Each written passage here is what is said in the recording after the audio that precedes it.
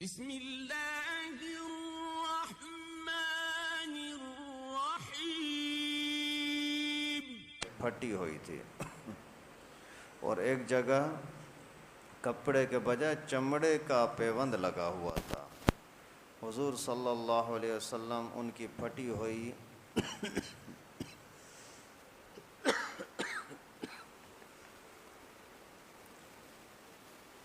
چادر اور یہ حالت دیکھی اور اس پہلی حالت کا تذکرہ فرماتے ہوئے اللہ کے نبی کے آنکھوں میں آنسو بھر آئے۔ غزوہ احد میں مہاجرین کا جھنڈا ان کے ہاتھ میں تھا۔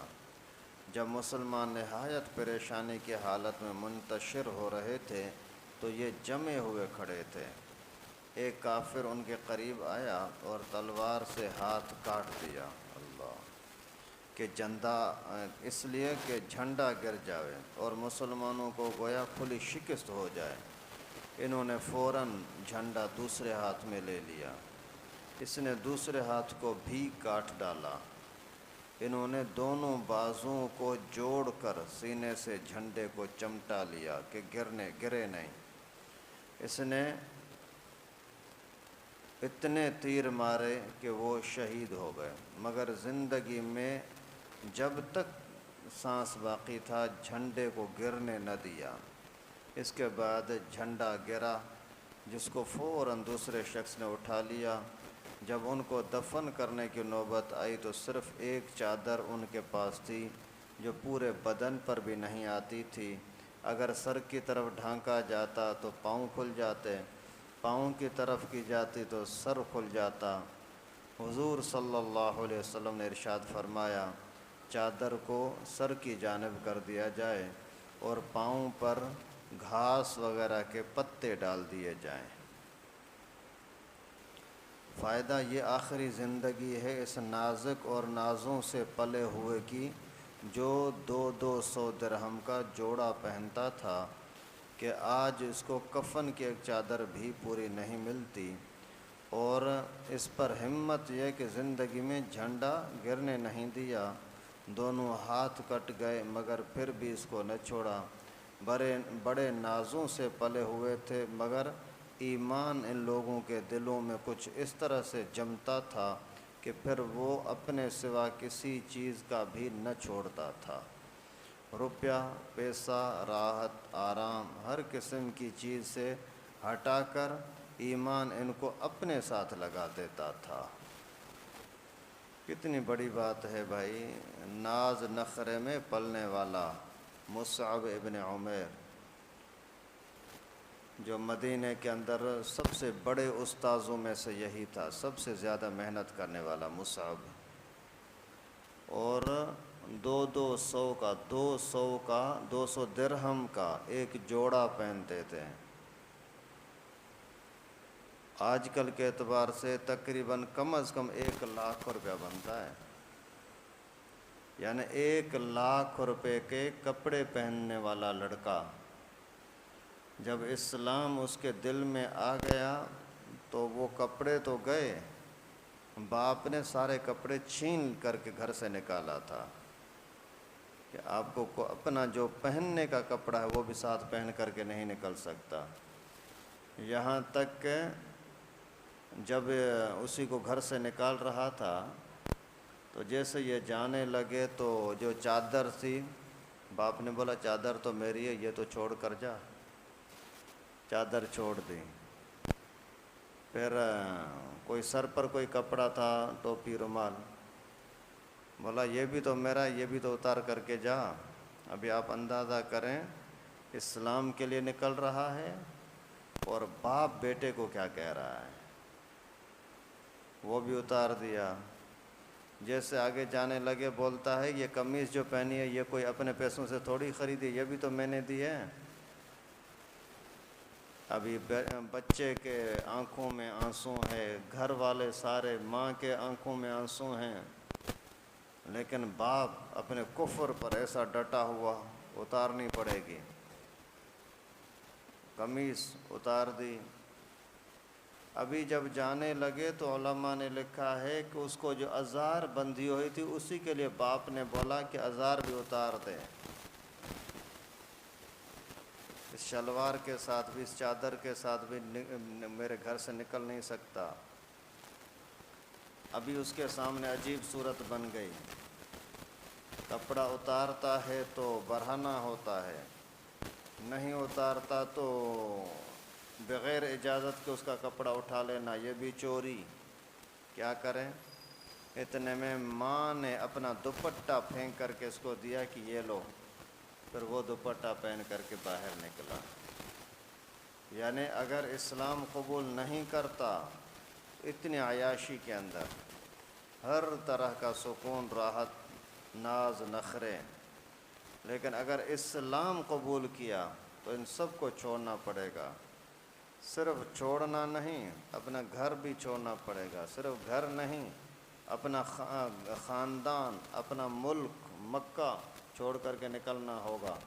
حبشہ چلے گئے، کچھ سالوں تک حبشہ رہے، پھر واپس آئے، پھر بھی یہاں کا ماحول اچھا نہیں، پھر مدینہ منورہ چلے گئے۔ تو اسلام قربانی کا نام ہے، اسلام قربانی کا نام ہے۔ اسلام کی خاطر دنیا کی کئی طرح کی چیزیں، کئی رشتے، تعلقات، مال، کاروبار، جائیداد، سب کچھ چھوڑنا پڑے، سر آنکھوں پر چھوڑ دیں، اسلام چھوٹنے نہ پائے۔ آج کل لوگوں نے سب سے سستا اسلام کو سمجھا ہوا ہے۔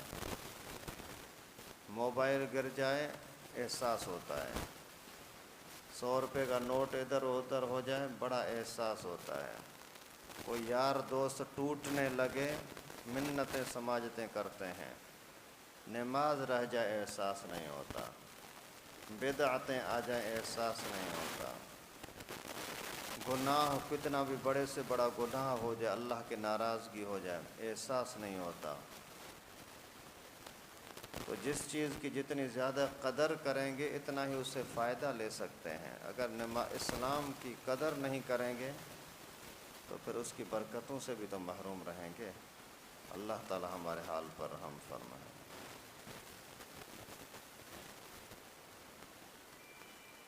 فضائل قرآن میں سے ہے، ملا علی قاری رحمۃ اللہ علیہ نے لکھا ہے، ایک بزرگ کے بعض تجارت پیشہ احباب نے ان سے درخواست کی کہ جہاز سے اترنے کے وقت حضرت جدہ تشریف فرما ہوں تاکہ جناب کی برکت سے ہمارے مال میں بھی نفع ہو۔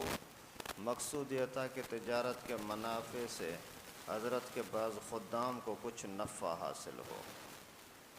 اول تو حضرت نے عذر کیا، بھائی میں نہیں چل سکتا، مگر جب انہوں نے اصرار کیا تو حضرت نے یہ دریافت فرمایا کہ تمہیں زیادہ سے زیادہ جو نفع مال تجارت میں ہوتا ہے وہ کیا مقدار ہے، کتنا نفع ہوتا ہے؟ انہوں نے عرض کیا کہ مختلف ہوتا ہے، لیکن زیادہ سے زیادہ 1 کے 2 ہو جاتے ہیں۔ حضرت نے فرمایا کہ اس تھوڑے سے نفع کے لیے اس قدر تکلیف اٹھاتے ہو، اتنی سی بات کے لیے ہم حرم محترم کی نماز کیسے چھوڑ دیں جہاں 1 کے لاکھ ملتے ہیں؟ در حقیقت مسلمانوں کے غور کرنے کی جگہ ہے کہ وہ ذرا سی دنیاوی سامان کی خاطر کس قدر دینی منافع کو قربان کر دیتے ہیں۔ مولانا علی قاری رحمۃ اللہ علیہ نے ایک بزرگ کا واقعہ فرمایا کہ وہ بزرگ اور اس کے جو ساتھی ہیں متعلقین وہ ہمارے پاس چلیں جدے میں، وہاں رہیں گے تو ان کے ساتھیوں کو بھی فائدہ ہوگا، حضرت کو بھی فائدہ ہوگا۔ پہلے تو نہیں جا رہے تھے، جب زیادہ اصرار کیا تو چل پڑے، اور جب زیادہ اصرار کیا تو بولا کہ ٹھیک ہے چلتا ہوں، لیکن پہلے مجھے نفع تو بتاؤ کتنا نفع ہوگا۔ بولا نفع کی کوئی حد نہیں ہے، کبھی کبھی اتنا بھی ہوتا ہے کہ ڈبل ہو جاتا ہے، 100 روپے پر 200 روپے ہو جائیں گے۔ تو حضرت نے فرمایا کہ یہ تو کوئی بڑا نفع نہیں ہے، ہم آئے ہیں یہاں کعبۃ اللہ میں رہنے کے لیے کہ ہم نیکیاں کمائیں، اور اللہ تعالیٰ یہاں اتنی سخاوت فرماتے ہیں کہ 1 نیکی پر لاکھ نیکیوں کے برابر ثواب دیتے ہیں۔ تو پھر 1 روپے پر جب 2 ملیں تو اسی 1 کی وجہ سے میں اپنے ثواب کو کیوں چھوڑوں؟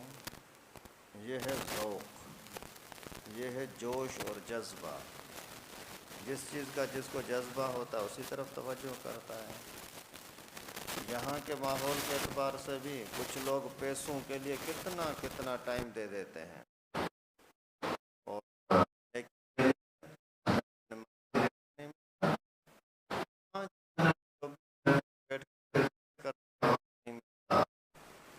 قرآن پڑھنے کا وقت نہیں ملتا، یار اس سے بڑا کوئی بیوقوف ہوگا؟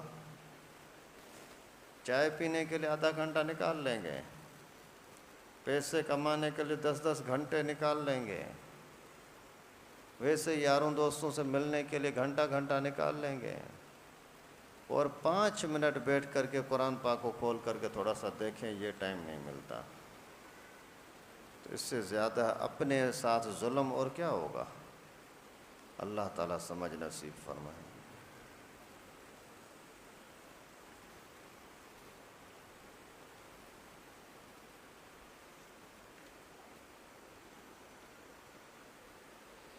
حضرت عمار بن یاسر رضی اللہ تعالیٰ عنہ کی روایت ہے، سمعت رسول اللہ صلی اللہ علیہ وسلم یقول ان الرجل لینصرف وما كتب له الا 10 صلواته تسعها ثمنها سبعها سدسها خمسها ربعها ثلثها نصفها، کہ رسول اللہ صلی اللہ علیہ وسلم نے فرمایا آدمی جب نماز پڑھ کر کے فارغ ہوتا ہے تو اس کے لیے ثواب کا صرف 10واں حصہ لکھا جاتا ہے۔ اس طرح سے کچھ لوگوں کے لیے صرف 9واں حصہ، کچھ کے لیے 8واں حصہ، 7واں، چھٹا، 5واں، چوتھائی، تہائی، آدھا حصہ لکھا جاتا ہے۔ فائدہ یعنی جس درجے کا خشوع اور اخلاص نماز میں ہوتا ہے اتنی ہی مقدار اجر و ثواب کی ملتی ہے، حتیٰ کہ کچھ کو پورا اجر ملتا ہے، کچھ کو 10واں حصہ، کچھ کو اور بھی کم۔